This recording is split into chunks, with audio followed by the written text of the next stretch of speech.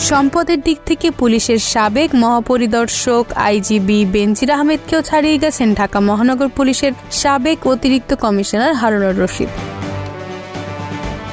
বুধবার ২৮ আগস্ট একটি জাতীয় দৈনিকের প্রতিবেদনে এ তথ্য উঠে এসেছে।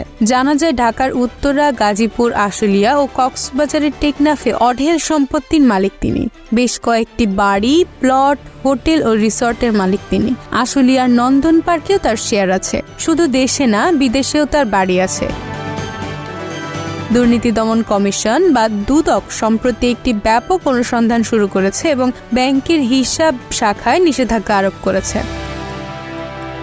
হারুনের গত ৫ আগস্টের পর থেকে কোনো হদিশ পাওয়া যাচ্ছে না এবং তার বিরুদ্ধে ঢাকায় একাধিক হত্যা মামলা দায়ের হয়েছে।